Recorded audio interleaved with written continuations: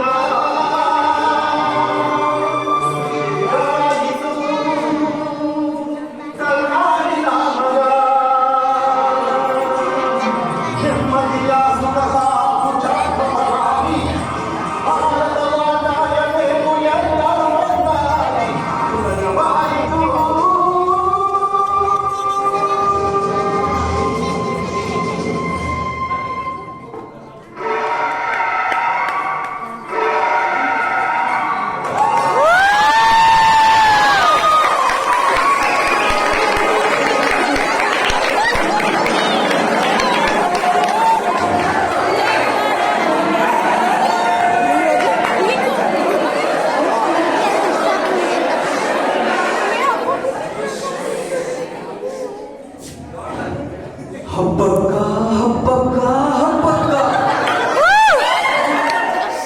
ಎಲ್ಲಿ ನೋಡಿದರಲ್ಲೂ ಈ ಹಬ್ಬಕ್ಕ. ನಮ್ಮ ಆರ್ಮಿ ಪವರ್ ಎಂದರೆ ಸೈನ್ಯ ಬಲ, ನಮ್ಮ ಮೈಂಡ್ ಪವರ್ ಎಂದರೆ ಬುದ್ಧಿ ಬಲ.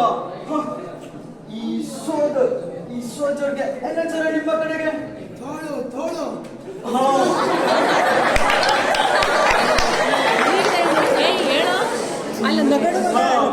ಸೋದರ ಅಂದರೆ ಚೋಲು ಚೋಲು. ಈ ಚೋಲು ಬಲದ ಮುಂದೆ ಆ ಹೆಂಗಸು ಎಷ್ಟೊಂದು ಕೋಪ ನನಗೆ.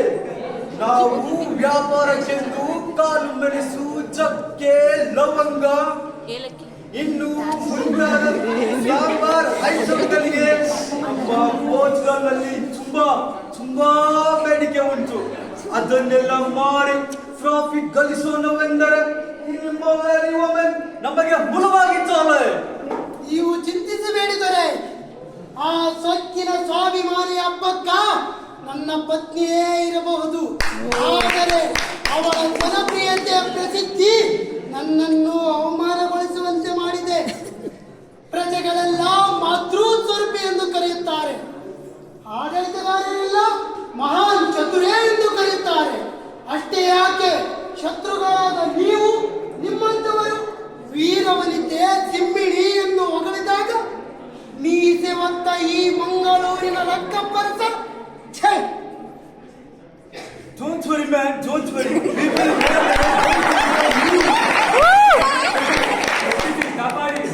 Hey, Raja Junta, watch out. ನಾನು ನಿನಗೆ ಹಬ್ಬಕ್ಕನ ಆಸ್ಥಾನಕ್ಕೆ ವಾರ್ನಿಂಗ್ ಕೊಟ್ಟು ಕಳುಹಿಸಿದ್ದೆ. ನೀನು ಅವರಿಗೆ ಅದನ್ನು ನೀಡಿದೆಯಾ? ಹೇಳು.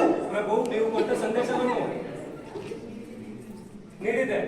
ಉಳ್ಳಾಳದ ರೈತಾಪಿ ಜನರು ಕೇಳುವ ಮೆಣಸು ಕಾಳು, ಚಕ್ಕೆ, ಲವಂಗ ಮುಂತಾದ ಸಾಂಬಾರು ಪದಾರ್ಥಗಳನ್ನು ಯಾವುದೇ ಕಂದಾಯವಿಲ್ಲದೆ, ಯಾವುದೇ ಷರತ್ತುಗಳಿಲ್ಲದೆ ಪೋರ್ಚುಗೀಸರಿಗೆ ಮಾತ್ರ ನೀಡಬೇಕು. ಇಲ್ಲವಾದಲ್ಲಿ ಉದ್ಯೋಗವನ್ನು ಎಚ್ಚರಿಸಬೇಕಾಗುತ್ತದೆ.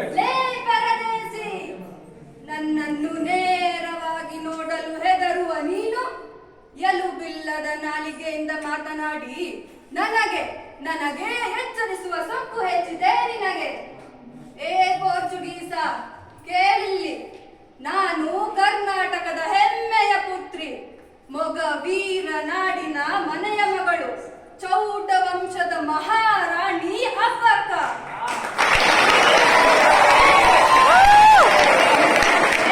ಹೆದರುವವಳಲ್ಲ. ಯಾವುದೋ ಗೊತ್ತು ಗುರಿ ಇಲ್ಲದ ನಾಡಿನಿಂದ ಹಡಗಿನಲ್ಲಿ ಬಂದು ನಮಗೆ ದರ್ಪ ತೋರಿಸುತ್ತೀರಾ? ಈ ಅಬ್ಬಕ್ಕನ ಆತ್ಮವಿಶ್ವಾಸದ ಮುಂದೆ ನಿಮ್ಮ ಅಹಂಕಾರ ಕರಗಿ ಹೋಗುತ್ತದೆ. ನನ್ನ ಮೊಗ ವೀರ ಪುತ್ರರ ಬೆವರಹನಿಯ ಪ್ರವಾಹದಲ್ಲಿ ನೀವು ಕೊಚ್ಚಿ ಹೋಗುತ್ತೀರಿ. ಎಚ್ಚರ. ಏ ಪೋರ್ಚುಗೀಸ, ನಿನ್ನವು ಫಿರಂಗಿ ಗುಂಡುಗಳಾದರೆ ನಮ್ಮವರು, ನಮ್ಮ ಮೊಗ ವೀರರು ಬೆಂಕಿಯ ಚೆಂಡುಗಳು. ನಿನ್ನನ್ನು ಭಸ್ಮ ಮಾಡಿ ಬಿಡುತ್ತಾರೆ. ಹೀಗೆ ಹೇಳಿದೆ ಎಂದು ಆ ನಿನ್ನ ಪೋರ್ಚುಗೀಸನಿಗೆ ಹೇಳು. ಪ್ರಭು, ರಾಣಿ ಅಬ್ಬಕ್ಕ ರಣಚಂಡಿಯಂತೆ ಕಾಣುತ್ತಿದ್ದಳು. ಅವಳ ಕೆಂಗಣ್ಣಿನ ಕೋಪ ನನ್ನನ್ನು ಸುಟ್ಟು ಭಸ್ಮ ಮಾಡುತ್ತೆ ಎಂದು ಪ್ರಾಣಭಯದಿಂದ ಓಡೋಡಿ ಬಂದೆ ಪ್ರಭು. ಮಿತ್ರ, ಈ ದೂತ ಹೇಳ್ತಿರೋ ಮಾತು ನಿಜ. ಅಬ್ಬಕ್ಕನನ್ನು ನೇರವಾಗಿ ಎದುರಿಸುವ ಗುಂಡಿಗೆ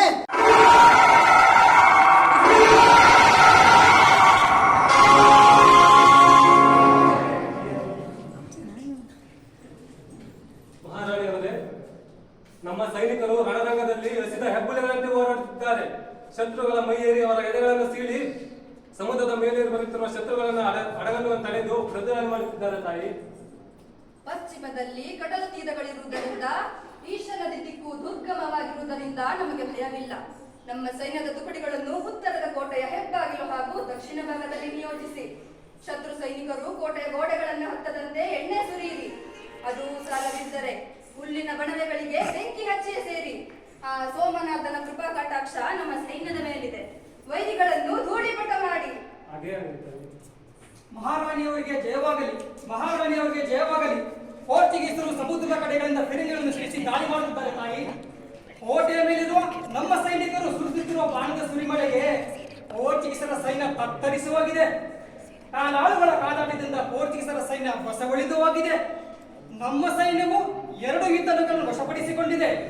ಕನ್ನಡ ನಾಡಿನ ವೀರ ಪುತ್ರರು ಈ ನಾಡಿನಲ್ಲಿ ಇರುವ ತನಕ ಯಾವ ಭಯವೂ ಇಲ್ಲ ತಾಯಿ. ಜೈ ಸೋಮನಾಥ, ಜೈ ಜೈ ಸೋಮನಾಥ, ಜೈ ಜೈ ಸೋಮನಾಥ. ನಮ್ಮ ವೃಷಭಾಂಗದ ಧ್ವಜವನ್ನು ಎಲ್ಲೆಡೆ ಹಾರಾಡಿಸಿ ನಮ್ಮ ಕಡಲ ಕಡೆ ಯುವಕರು ಎಂತಹ ಸಾಹಸ ವೀರರು ಎಂದು ಆ ಪೋರ್ಚುಗೀಸನಿಗೂ ತಿಳಿಯಲಿ. ಹಾಗೆ ಆಗಲಿ ಮಹಾರಾಣಿಯವರೇ. ಮಹಾರಾಣಿಯವರೇ, ಮಹಾಮೋಸವಾಗಿದೆ, ಮಹಾಮೋಸವಾಗಿದೆ. ಪೂರ್ವ ಕಾಲದ ರಾಜಕಾರಿಯನ್ನು ನಮ್ಮ ಮನೆಯಾದ ಒಬ್ಬರು ಶತ್ರು ಸೇನೆಗೆ ತೋರಿಸಿಕೊಟ್ಟಿದ್ದಾರೆ. ಆಧಾರದಿಂದ ಅನೇಕ ಸಾವಿರಾರು ಸೈನಿಕರು ಬಂದು ನುಸುಳುತ್ತಿದ್ದಾರೆ ತಾಯಿ. ಯಾರುವ ಮೋಸಗಾರ, ತಾಯಿ. ಯಾರುವ ದೇಶದ್ರೋಹಿ ತಾಯಿಯವರು ಹೇಳು. ಮಹಾರಾಜರು ತಾಯಿ. ಅಮ್ಮ, ಅಯ್ಯೋ, ಅಮ್ಮ, ಶತ್ರುಗಳು ಕೋಟೆಯ ಗೋಡೆಗಳನ್ನು ನಾಶ ಮಾಡಿದ್ದಾರೆ. ಹೆಬ್ಬಾಗಿಲುಗಳ ಸೈನಿಕರು ದಿಕ್ಕಾಪಾಲಾಗಿ ಓಡುತ್ತಿದ್ದಾರೆ ತಾಯಿ. ಅಯ್ಯೋ ಸೋಮನಾಥ,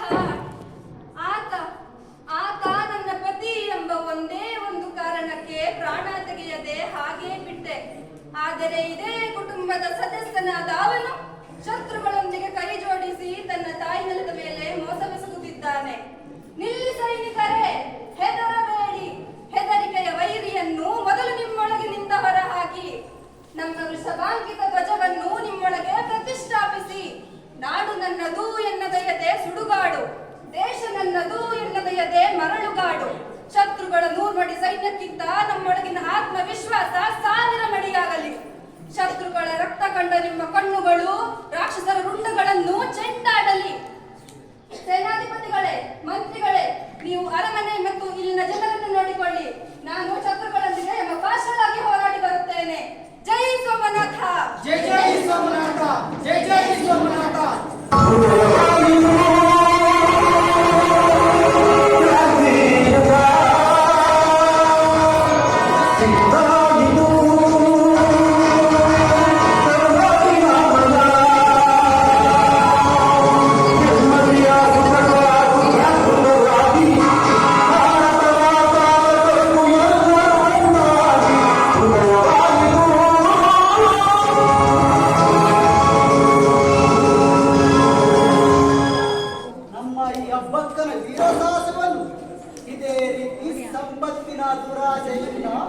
ಭಾರತದ ಮೇಲೆ ದಾಳಿ ಮಾಡಲು ಬಂದ ಎಷ್ಟೋ ಕಿಡಿಗೇಡಿಗಳನ್ನು ನಮ್ಮ ಈ ವೀರ ಯೋಧರು ಆಯಾ ಕಾಲಕ್ಕನುಗುಣವಾಗಿ ಬಲಿ ಮಾಡಿದ್ದಾರೆ.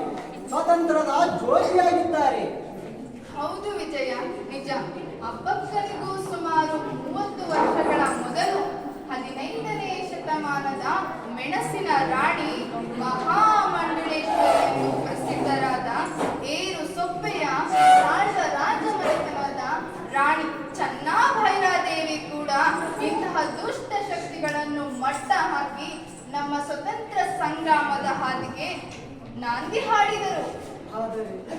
ಆದರೆ ನಮ್ಮವರೇ ನಮಗೆ ಮಾಡಿದ ಕುತಂತ್ರಗಳಿಂದ ಅದೆಷ್ಟೋ ವೀರ ಯೋಧರು ಪ್ರಾಣ ತ್ಯಾಗ ಮಾಡಿದ್ದಾರೆ. ಕನ್ನಡದ ಕಲಿಗಳಾಗಿದ್ದಾರೆ. ಸ್ವಾತಂತ್ರ್ಯದ ಜ್ಯೋತಿಯಾದ ಅಬ್ಬಕ್ಕನಂತೆ ಮತ್ತೊಬ್ಬ ಸ್ವಾತಂತ್ರ್ಯದ ಸಿಡಿಲಾದ ರಾಣಿ ಚೆನ್ನಮ್ಮ ವೀರಕಥೆಯೂ ಇದೆ. ಹಾಗಾದರೆ ನೋಡೋಣ ಬನ್ನಿ.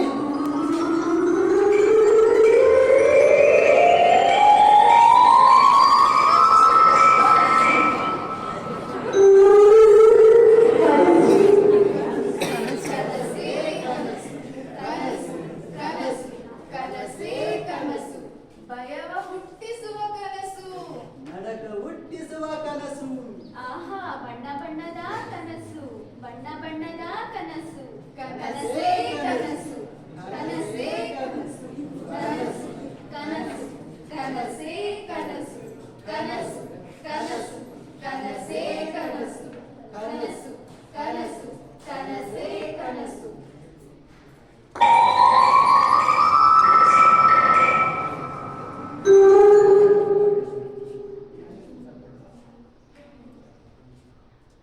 ರಾಣಿ ವಿಕ್ಟೋರಿಯಾ, ರಾಣಿ ವಿಕ್ಟೋರಿಯಾ, ನೀವು ಬಿಡಿಸುತ್ತಿರುವ ಚಿತ್ರ ಯಾರದು? ಯಾರದು? ಇದು ನನ್ನದೇ. ಹೌದು ನನ್ನದೇ. ಅರೆ ಇದೇ ಇದು ವಿಚಿತ್ರ. ನಾನು ನನ್ನ ಪೋರ್ಟ್ರೇಟ್ ಬಿಡಿಸಿದರೆ ಈಕೆ ಯಾರು? ರಾಣಿ ಚೆನ್ನಮ್ಮ. ಚೆನ್ನಮ್ಮ? ಆಕೆಯನ್ನು ನಾನು ನೋಡೇ ಇಲ್ಲ. ಒಮ್ಮೆ ಆಕೆಯ ಪಿಕ್ಚರ್ ನೋಡಿದ್ದೆ ಅಷ್ಟೇ. ಆಕೆಯ ಚಿತ್ರ ನನ್ನ ಮನಸ್ಸಲ್ಲಿ ಏಕೆ ಇಷ್ಟು ರಾಜವಾಗಿ ಕೂತಿದೆ? ಓ ಜೀಸಸ್, ಎಂತ ಆಶ್ಚರ್ಯ! ಭಾರತ ದೇಶದ 1000 ಕಿಲೋಮೀಟರ್ ದೂರದ ರಾಣಿ ಚೆನ್ನಮ್ಮ ನನ್ನನ್ನು ಏಕೆ ಇಷ್ಟು ಕಾಡುತ್ತಿದ್ದಾಳೆ? ಹರ ಹರ ಮಹಾದೇವ, ಹರ ಹರ ಮಹಾದೇವ. ಏಕೆ ಏಕೆ ಹಾಗೆ ಆಶ್ಚರ್ಯದಿಂದ ನೋಡುತ್ತಿರುವ ರಾಣಿ ವಿಕ್ಟೋರಿಯಾ? ಏನಿದು ಏನಿದು? ಈ ನಿನ್ನ ಚಿತ್ರದ ಮೇಲೆ ನನ್ನ ಚಿತ್ರದ ಮೇಲು ಹೊದಿಕೆ ಬಿಳಿಯನ್ನು ಬರೆದಿವೆ. ಏಕೆ ರಕ್ತದ ಬಣ್ಣ ಮುಗಿದು ಹೋಯಿತೆ? ನನ್ನ ಕನ್ನಡ ನಾಡಿನ ವೀರ ಯೋಧರ ರಕ್ತದ ಬಣ್ಣ ಮುಗಿದು ಹೋಯಿತೆ. ಏಕೆ ಗಂಟಲು ಒಣಗಿದೆ? ಕುಡಿಯಲು ನೀರು ಬೇಕೆ? ತರಿಸಿಕೊಡಲೆ? ನನ್ನ ಕನ್ನಡ ನಾಡಿನ ವೀರ ಯೋಧರ ಅರ್ಧನಾದದ ಕಣ್ಣೀರು, ರಕ್ತದ ಕಣಗಳು ಸಾಕಷ್ಟಿವೆ. ಬೇಕಾದರೆ ಕೇಳು, ಬಸಿದು ಬಸಿದು ತಂದು ಕೊಡುವೆ, ಕುಡಿದು ಬಿಡು. ಚೆನ್ನಮ್ಮ, ನೀವು ನನಗಿಂತ ಹಿರಿಯರು ಎಂದು ತಿಳಿದಿದ್ದೇನೆ. ಸಿಸ್ಟರ್ ಚೆನ್ನಮ್ಮ. ನೋ ನೋ, ಅಕ್ಕ ಚೆನ್ನಮ್ಮ.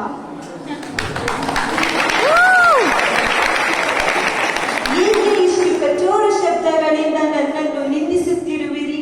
ನಾನು ಮಾಡಿದ ಮಿಸ್ಟೇಕ್ ಆದರೂ ಏನು? ಚೆನ್ನಮ್ಮ, ನಿಮ್ಮ ವೀರ ಯಶು ಗಾಜರುಗಳನ್ನು ನಮ್ಮ ಸೋಲ್ಜರ್ಸ್ ಇಂದ ಕೇಳಿದ್ದೇನೆ. ಭಾರತ ದೇಶದ ಮಂಡೆ ಹಾಗೆ ಇಲ್ಲಿನ ರಾಬಿಟ್ಸ್ಗಳಿಗೂ ಕೂಡ ಕೊಂಬು ಮತ್ತು ಕೋರೆ ಹಲ್ಲುಗಳಿದೆ ಅಂಥದ್ರಲ್ಲಿ ಝಾನ್ಸಿ ರಾಣಿ ಲಕ್ಷ್ಮೀಬಾಯಿ, ರಾಣಿ ರುದ್ರಮಾದೇವಿ, ಬೆಳವಾಜಿ ಮಲ್ಲಮ್ಮ ಮುಂತಾದ ವೀರ ಸೈನಿಕರ ಸಂಖ್ಯೆ ಏನೂ ಕಮ್ಮಿ ಇಲ್ಲ. ನಿಮ್ಮ ಆತ್ಮವಿಶ್ವಾಸ ಹಾಗೂ ಸ್ವಾಭಿಮಾನಕ್ಕೆ ನಾನು ಮನಸ್ಸೋತಿದ್ದೇನೆ. ನಿಮ್ಮ ಮಾನಸ ಪುತ್ರ ಸಂಗೊಳ್ಳಿ ರಾಯಣ್ಣ ಮುಂತಾದ ವೀರ ಸೇನೆಗಳು ನಾಡು ನುಡಿ ಮಣ್ಣಿಗಾಗಿ ಮಾಡಿದ ಪ್ರಾಣ ತ್ಯಾಗವನ್ನು ನಾನು ಅರಿತಿದ್ದೇನೆ. ನಾನು ಒಂದು ವುಮನ್ ಅಷ್ಟೇ ಯಾಕೆ? ಭಾರತ ಮಾತೆ, ಕನ್ನಡ ಮಾತೆ, ನೀವು ಒಂದು ವುಮನ್ ಎನ್ನುವ ಮಾತೃ ಹೃದಯವನ್ನು ನಾನು ಅರಿಯಬೇಕಾಗಿತ್ತು. ಸ್ವಾತಂತ್ರ್ಯದ ವಿಷಯ ನನ್ನ ಕೈ ಮೀರಿ ಹೋಗಿದೆ. ಹೆಲ್ಪ್ಲೆಸ್. ಆದರೂ ನನ್ನ ಪಾಪವನ್ನು ಕಳೆದುಕೊಳ್ಳಲು ಒಂದು ಕೆಲಸವನ್ನಾದರೂ ಮಾಡುತ್ತೇನೆ. ಮಾಡಿದ ತಪ್ಪುಗಳನ್ನು ಅರಿಯಲು ಆಗದ, ಬಿಡುವಿಲ್ಲದ ಅಧಿಕಾರದ ದಾಹ ಈ ನಿಮ್ಮ ಬ್ರಿಟಿಷರದ್ದು. ನನ್ನ ರೈತ ಮಳೆಯಲ್ಲಿ ಮುದ್ದೆಯಾಗಿ, ಬಿಸಿಲಿನಲ್ಲಿ ಬೆವರು ಹನಿಸಿ, ಚಳಿಯಲ್ಲಿ ಮೂಳೆ ಸೆಟೆದು ಬೆಳೆದ ಬೆಳೆಗೆ ಕಂದಾಯ ಕಟ್ಟಬೇಕೆ? ಮಳೆಗಾಲಕ್ಕೆ, ಬರಗಾಲಕ್ಕೆ, ಕಷ್ಟದ ಸಮಯಕ್ಕೆ ಉಪಯೋಗವಾಗಲೆಂದು ರಾಜ್ಯದ ಬೊಕ್ಕಸಕ್ಕೆ ದವಸ ಧಾನ್ಯಗಳನ್ನು ತುಂಬಿದರೆ ನಿಮ್ಮವರು ಕಪ್ಪದ ಹೆಸರಿನಲ್ಲಿ ಹೇಳಿ ಭಿಕ್ಷಾಟನೆ ಮಾಡುತ್ತಿದ್ದೀರಾ? ಒಂದು ವೇಳೆ ಕಪ್ಪ ನೀಡೋಣವೆಂದರೆ ನಿಮ್ಮವರೇನು ಉತ್ತರೆ, ಬಿತ್ತರೆ, ಕಸ ಹೊಡೆದು ಗುಡ್ಡೆ ಹಾಕಿದರೆ ನೀವೇನು ರಕ್ತ ಸಂಬಂಧಿಗಳೇ? ನಾವು ಸಾಕಿದ ಆಳುಗಳೇ, ನಮ್ಮ ಮನೆ ನಾಯಿಗಳೇ. ನಿಮಗೇಕೆ ಕೊಡಬೇಕು ಕಪ್ಪ? ಓಹೋ, ಅದಿರಲಿ. ನನ್ನನ್ನು ಅಕ್ಕ ಎಂದು ಸಂಬೋಧಿಸಿದೆಲ್ಲ ರಾಣಿ ವಿಕ್ಟೋರಿಯಾ. ನಿನ್ನ ಇಂಗ್ಲೆಂಡನ್ನು ಅರ್ಧ ಸಮಭಾಗ ಮಾಡಿಕೊಡಬಲ್ಲೆಯಾ? ಓಹೋ, ಎಂದು ಬೆವರದ ನೀನು, ಸುಖದ ಸುಪ್ಪತ್ತಿಗೆಯಲ್ಲಿ ಬೆಳೆದ ನಿನಗೆ ಕಷ್ಟದ ಬೆಲೆ ಏನು ಗೊತ್ತು? ಅದಿರಲಿ, ನಿನ್ನ ಅಧಿಕಾರಿ ಡಾಲ್ಹೌಸಿ ಹೆಣ್ಣು ಮಕ್ಕಳಿಗೆ ಹಕ್ಕಿಲ್ಲ, ದತ್ತುಪುತ್ರರಿಗೆ ಹಕ್ಕಿಲ್ಲ ಎಂಬ ನೀತಿಯನ್ನು ಹೇಳಿದ್ದಾನಲ್ಲವೇ? ಏಕೆ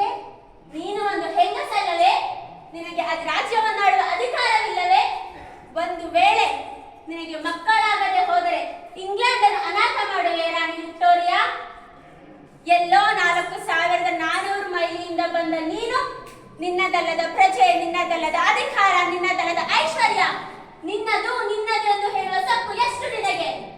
ತಿಳಿ ಹೇಳು ನಿನ್ನ ಅಧಿಕಾರಿಗಳಿಗೆ, ಭಾರತೀಯ ತಂಟೆಗೆ ಬರದಂತೆ, ಮನ ಮುಟ್ಟುವಂತೆ ಹೇಳು ನಿನ್ನ ಆತ್ಮಕ್ಕೆ, ಕನ್ನಡದ ಕಲಿಗಳಿಗೆ ಬಲಿಯಾಗದಂತೆ ನಿಮಗೆ ಉಳಿಗಾಲವಿಲ್ಲ.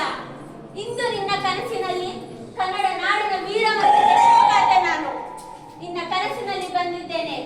ನಿನ್ನ ನನಸಿನಲ್ಲಿ ಬಂದು ನಿನ್ನ ರುಂಡವನ್ನು ಕತ್ತರಿಸಲು ಹೆಚ್ಚು ಸಮಯ ಬೇಕಾಗಿಲ್ಲ ರಾಣಿ ವಿಕ್ಟೋರಿಯಾ. ಹರ ಹರ ಮಹಾದೇವ, ಹರ ಹರ ಮಹಾದೇವ.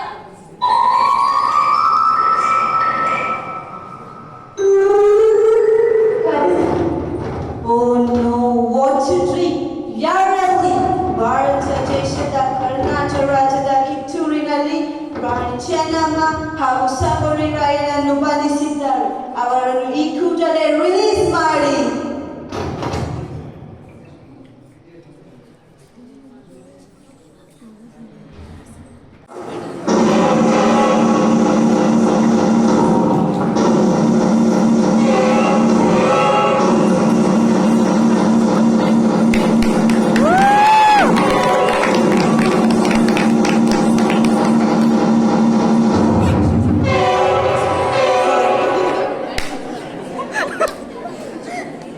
ನಮ್ಮ ಸೈನಿಕರು ಏಕೆ ಆ ರಾಯಣ್ಣನನ್ನು ಇನ್ನೂ ಬಂಧಿಸಲಿಲ್ಲವೇ? ಆತನ ಬಳಿ ಕತ್ತಿಯೂ ಇಲ್ಲ.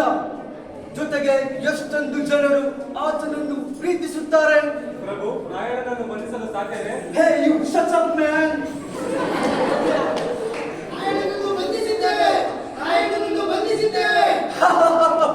We got Rayanna, we got Rayanna.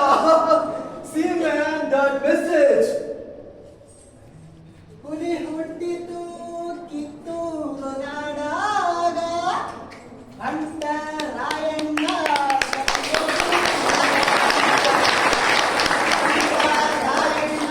ತಗೊಂಡ್ಕೊಳ್ಳಿ ಊರಾಗ. ಹುಲಿಯ ಹುಟ್ಟಿತು ಕಿತ್ತೂರು ನಾಡಾಗ ಅಂತ ರಾಯಣ್ಣ ತಗೊಂಡ್ಕೊಳ್ಳಿ ಊರಾಗ.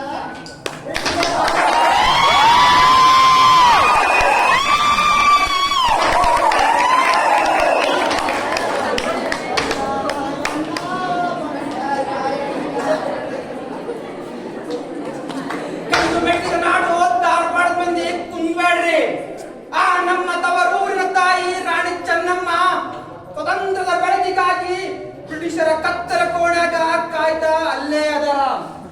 ನಾನು ನಿಮ್ಗೊಂದು ಕೈ ಕಡೆ ಹೇಳ್ತೀನಿ, ಯಾರು ಎದೆ ಗುಂಬೇಡ್ರಿ.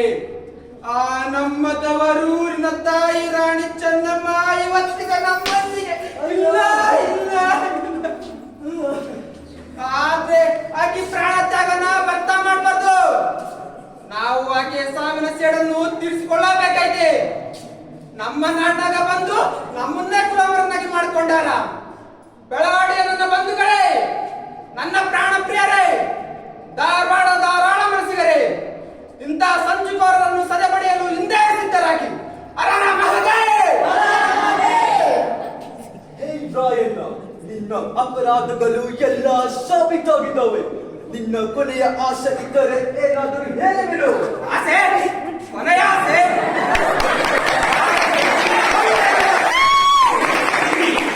ಕಿತ್ತೂರಿನ ಸಾಮ್ರಾಜ್ಯದ ಮೇಲೆ ನನ್ನ ವಿಜಯವನ್ನು ಆರಿಸುವುದೇ ನನ್ನ ಕೊನೆಯ ಆಸೆ. ಈ ಆಸೆಯನ್ನು ಪೂರೈಸಬಲ್ಲೆಯಾ? ನಾನು ಸ್ನಾನ ಮಾಡುವ ಸಮಯವನ್ನು ನೋಡಿ ಆ ಪೀಠಮಧ್ಯೆಯಲ್ಲಿ ಹಿಡಿದ ವಿಜಯ ಖಡ್ಗವನ್ನು ಉಪಾಯದಿಂದ ಕದ್ದು ನಮ್ಮವರ ನಮಗೆ ಮಾಡಿದ ಮೋಸದಿಂದ ನೂರಾರು ಸೈನಿಕರೊಂದಿಗೆ ಸಾವಿರಾರು ಬಂಧುಗಳೊಂದಿಗೆ ನನ್ನನ್ನು ಬಂಧಿಸಿದೆಯಾ? ಇದು ನಿನ್ನ ಗಂಡಸ್ತನ. ಬೆಳವಾಡಿಯ ನನ್ನ ಬಂಧುಗಳೇ, ನಾನು ಅಲ್ಲಿಯೇ ವಿರಮಣವನ್ನು ಹೊಂದಬಹುದಿತ್ತು, ಪ್ರಾಣತ್ಯಾಗವನ್ನು ಮಾಡಬಹುದಿತ್ತು. ಆದರೆ ಎಷ್ಟೋ ದೇಶ ಪ್ರೇಮಿಗಳಿಗೆ ಸ್ವತಂತ್ರ ಸಂದೇಶವನ್ನು ಸಾರಬೇಕಿತ್ತು, ಸ್ವತಂತ್ರ ಜ್ಯೋತಿಯನ್ನು ಹಚ್ಚಬೇಕಿತ್ತು. ಅದಕ್ಕ ನಾನು ನನ್ನ ಪ್ರೀತಿಯ ನಂದಗಡಕ್ಕೆ ಬಂದೆ. ಶಾಂತನಂದ ಗುರುಗಳಿಗೆ ವಂದನೆ, ತಾಯಿ ಚೆನ್ನಮ್ಮಳಿಗೆ ಅಭಿನಂದನೆ. ಹರ ಮಹಾದೇವ್. ಹೇ ರಾಯಣ್ಣ, ನೀನು ಸತ್ತ ಹೋದ ಮೇಲೆ ಈ ಕಿತ್ತೂರು, ಈ ಭಾರತ ಎಂದಿಗೂ ಸ್ವತಂತ್ರವಾಗುವುದಿಲ್ಲ. ಇದು ಬ್ರಿಟಿಷರು ಮಾಡುತ್ತಿರುವ ಮನದಾಳದ ಮಾತು. ಮುಚ್ಚುಬಾಯ್.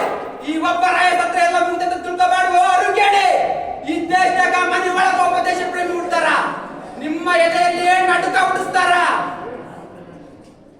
ನಿಮ್ಮ ಎದೆಯಲ್ಲಿ ನಟಕ ಹುಟ್ಟಿಸ್ತಾರ, ನಿಮ್ಮನ್ನ ಬೆನ್ನಟ್ಟಿ ಹುಚ್ಚು ನಾಯಿ ಪಡೆದಂಗ್ ಬಡಿತಾರ. ನಟ್ಟು ನಡು ರಾತ್ರಿಯಲ್ಲಿ ಕಳ್ಳರಂಗ ಬಿಟ್ಟು ಪ್ರಸಂಗ ಬಂದ ಬರ್ತೈತಿ. ಪರದ ಭೂಮಿ ಸ್ವತಂತ್ರ ಆಗ್ತೈತಿ, ಕರುನಾಡು ಸ್ವತಂತ್ರ ನಾಡಾಗ್ತೈತಿ.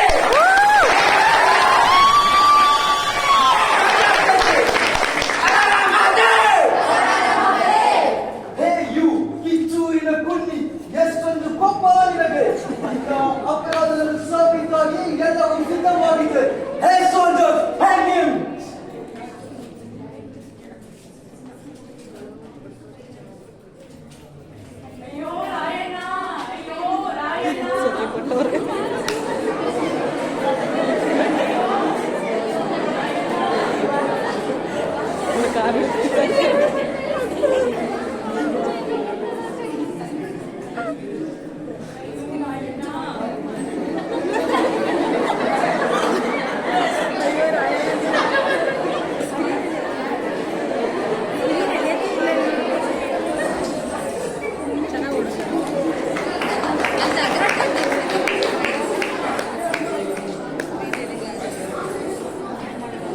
ಆದರೆ ರಾಯಣ್ಣ ಒಬ್ಬನೇ ಅಲ್ಲ, ಆತನ ಸಂಗಡಿಗರನ್ನು ಮೋಸದಿಂದ ಗಲ್ಲಿಗೇರಿಸಿದ ಸಂಗತಿಯು.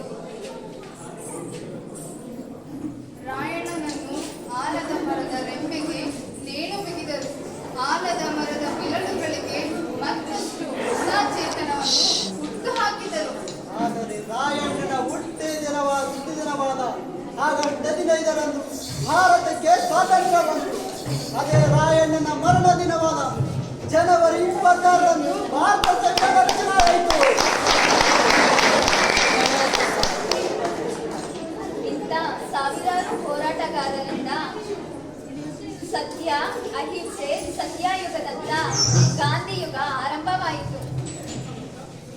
ಈ ಸೂರ ಕೊಟ್ಟರು ಈ ಸೂರ ಪಡೆವು, ಈ ಸೂರ ಕೊಟ್ಟರು ಈ ಸೂರ ಪಡೆವು ಎಂಬ ಘೋಷಣೆಯನ್ನು ದೇಶದಲ್ಲೇ ಮೊದಲು ಸಾರಿದಂತಹ ಹಳ್ಳಿ ನಮ್ಮ ಈಸೂರು. ಶಿವಮೊಗ್ಗದೊಳಗಿನ ಶಿವಮೊಗ್ಗ ಜಿಲ್ಲೆಯ ಶಿಕಾರಿಪುರ ತಾಲೂಕಿನ ಈಸೂರು ಎಂಬ ಗ್ರಾಮ. ಈಸೂರಿನ ವೀರಭದ್ರ ದೇವಸ್ಥಾನದ ಮುಂದೆ ಸ್ವತಂತ್ರ ಧ್ವಜವನ್ನು ಹಾರಿಸಿ ಸ್ವತಂತ್ರ ಸರ್ಕಾರವನ್ನು ರಚಿಸಿ ಹೇ ಜವಾಬ್ದಾರಿ ಅಧಿಕಾರಿಗಳಿಗೆ ನಗರ ಪ್ರವೇಶವೆಂಬ ಭೂಫಲಕವನ್ನು ಹಾಕಿಸಿ ಸ್ವತಂತ್ರವನ್ನು ಘೋಷಿಸಿಕೊಂಡರು. ಏ ಸೂರು ಕೊಟ್ಟರು ಈ ಸೂರ ಬಿಡೆ.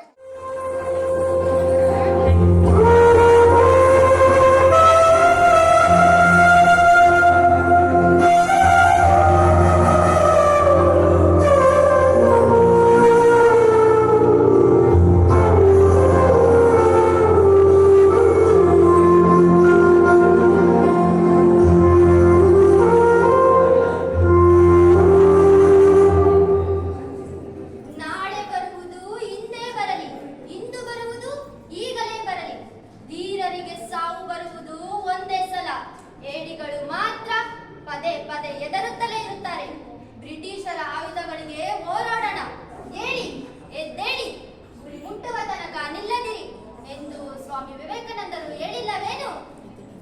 ಅಖಿಲ ಭಾರತ ಕಾಂಗ್ರೆಸ್ ಸಭೆ ನಡೆದು ಅದರಲ್ಲಿ ಮಹಾತ್ಮ ಗಾಂಧೀಜಿ, ಸರ್ದಾರ್ ವಲ್ಲಭಾಯ್ ಪಟೇಲ್, ಲಾಲ್ ಬಹದ್ದೂರ್ ಶಾಸ್ತ್ರಿ ಇವರೆಲ್ಲರೂ ಭಾಗಿಯಾಗಿ ಮಹತ್ವ ನಿರ್ಣಯಗೊಂಡ ಪತ್ರವಿದು.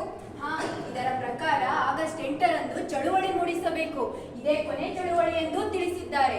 ದೇಶಕ್ಕಾಗಿ ದುಡಿ, ದೇಶಕ್ಕಾಗಿ ಮಡಿ ಎಂದು ಕರೆ ಹೇಳಿದರು ಗಾಂಧೀಜಿಯವರು. ಅವರ ಆದೇಶದಂತೆ ನಾವಿಂದು ನಡೆಯೋಣ. ಹೌದೌದು. बोलो भारत माता की जय, वंदे मातरಂ, बोलो भारत माता की जय. ಬ್ರಿಟಿಷರ ಆಳ್ವಿಕೆಯನ್ನು ದ್ವೇಷಿಸೋಣ. ದೇಶದ ಮೂಲೆ ಮೂಲೆಯಲ್ಲೂ ಸ್ವತಂತ್ರ ಸರ್ಕಾರ ರಚನೆಯಾಗುತ್ತಿದೆ. ನಮ್ಮ ಈಸೂರಿನಲ್ಲೂ ಸ್ವತಂತ್ರ ಸರ್ಕಾರವನ್ನು ರಚನೆ ಮಾಡೋಣ. ಇದಕ್ಕೆಲ್ಲ ನೀವೆಲ್ಲ ಏನನ್ನುತ್ತೀರಾ? ಹೌದು. ನಮ್ಮ ಸರ್ಕಾರದ ಅಧಿಕಾರಿಗಳು ದೊಡ್ಡವರಾದರೆ ತೊಂದರೆ, ಅದಕ್ಕೆ ಚಿಕ್ಕ ಮಕ್ಕಳೇ ಆಗಲಿ. ಹೌದು, ದೊಡ್ಡವರಾದರೆ ಶಿಸ್ತು ಕ್ರಮ ತೆಗೆದುಕೊಳ್ಳಬಹುದು, ಚಿಕ್ಕವರಾದರೆ ಒಳ್ಳೆಯದೇ. ಬೇಡ ಬೇಡ, ಚಿಕ್ಕವರು ಹೆದರಬಹುದು. ನನಗೆ ಭಯವಿಲ್ಲ, ನನ್ನನ್ನು ಮಾಡಿ. ಹಾಗಾದರೆ ನಮ್ಮ ಜಯಣ್ಣನನ್ನು ಅಮಲ್ದಾರ್ನಾಗಿ ಮಾಡೋಣ, ಮಲ್ಲಣ್ಣನನ್ನು ಸರ್ವಾಧಿಕಾರಿಯನ್ನಾಗಿ ಮಾಡೋಣ. ಅಮಲ್ದಾರ್ ಜಯಣ್ಣನಿಗೆ ಜಯವಾಗಲಿ. ಸರ್ವಾಧಿಕಾರಿ ಮಲ್ಲಣ್ಣನಿಗೆ ಜಯವಾಗಲಿ. ಬ್ರಿಟಿಷ್ ಸರ್ಕಾರದ ಅಧಿಕಾರಿಗಳಿಗೆ ಅಧಿಕಾರವಿಲ್ಲ.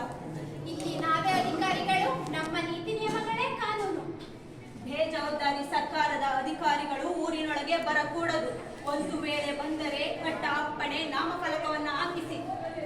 ನಮ್ಮ ಪ್ರಾಣ ಹೋದರೂ ಸರಿ, ಬ್ರಿಟಿಷ್ ಅಧಿಕಾರಿಗಳು ಈ ಸೂರಿನ ಒಳಗೆ ಬರದಂತೆ ತಡೆಯುತ್ತೇವೆ. ಹಿಡಿಯಿರಿ ಅವನನ್ನು.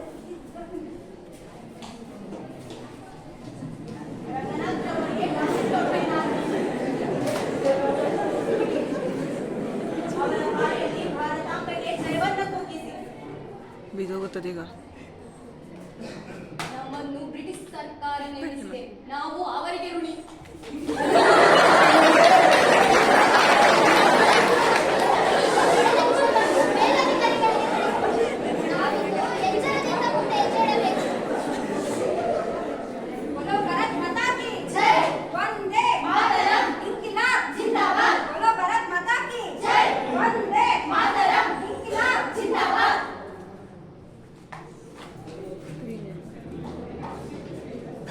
ಇಲ್ಲಿ ಬೇಜವಾಬ್ದಾರಿ ಸರ್ಕಾರದ ಅಧಿಕಾರಿಗಳು ಊರ ಒಳಗೆ ಬರಕೂಡದೆಂದು ನಾಮಫಲಕ ಹಾಕಿಸಿದ್ದನ್ನು ನೀವು ನೋಡಲಿಲ್ಲವೇ?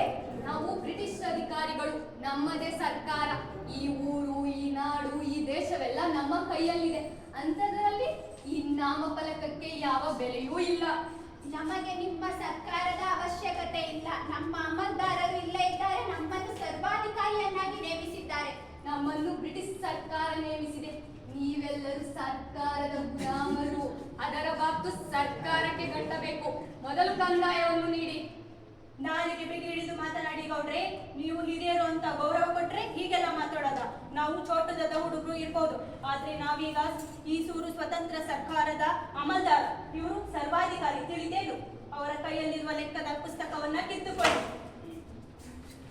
ಅವರಿಗೆ ಗಾಂಧಿ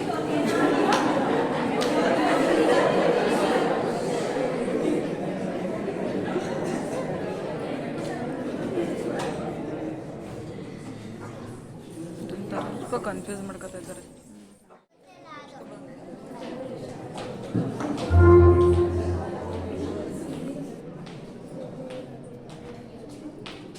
ನೀವೆಲ್ಲ ಚಳವಳಿ ಮಾಡೋದಕ್ಕೆ ಹೋಗ್ತೀರಾ?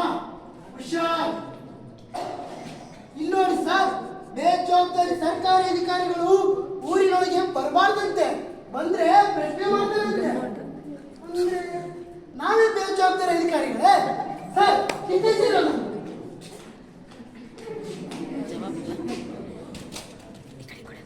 ನಾವು ಊರಿನೊಳಗೆ ಬರಬಾರ್ದಂತ ಹೇಳಕ್ಕೆ ಇವ್ರ್ಯಾರ್ರಿ? ಯಾರು ಕೋಳಿ ಕೇಳಿ ಕಾರ ಅರಿಯಲ್ಲ. ನೀವೆಲ್ಲ ಇಲ್ಲಿಂದ ಓಡೋಗಿ, ಇಲ್ಲಂದ್ರೆ ಸುಟ್ಬಿಡ್ತೀನಿ ಒಬ್ಬೊಬ್ಬರು.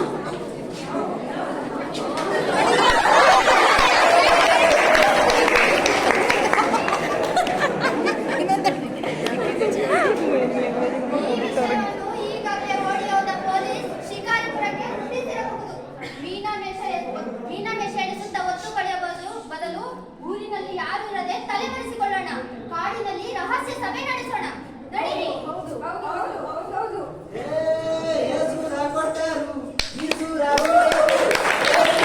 ಯಾರು ಕೇಳಲ್ಲ ಇನ್ನು. ನಮ್ಮದೇ ರಾಜ್ಯ, ನಮ್ಮದೇ ಸ್ವರಾಜ್ಯ.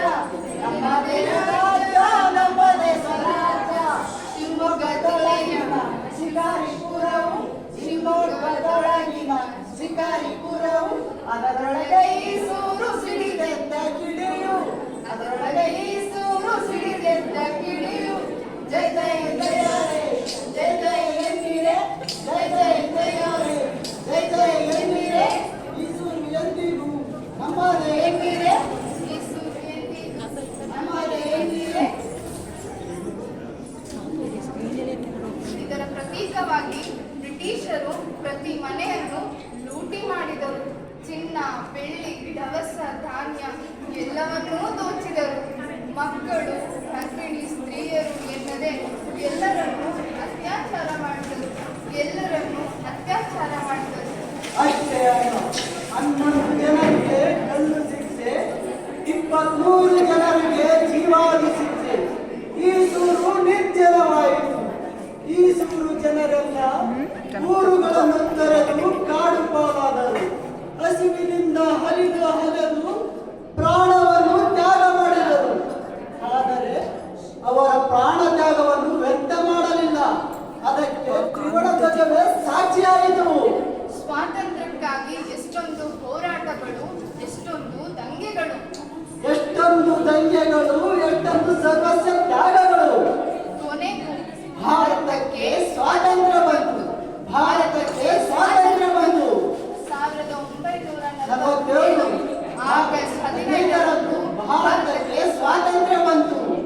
ಭಾರತ ಮಾತೆಗೆ ಜೈ! ಭಾರತ ಮಾತೆಗೆ ಜೈ! ವಂದೇ ಮಾತರಂ ವಂದೇ ಮಾತರಂ.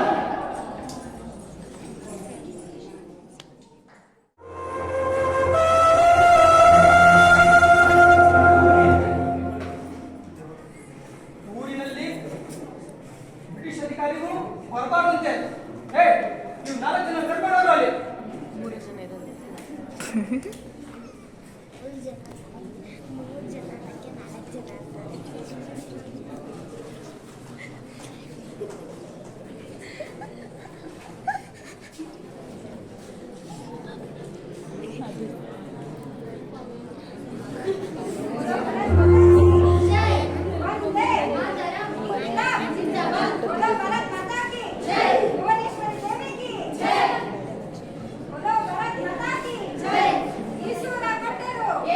ಬಿದ್ದು ಬಿಡ್ತು.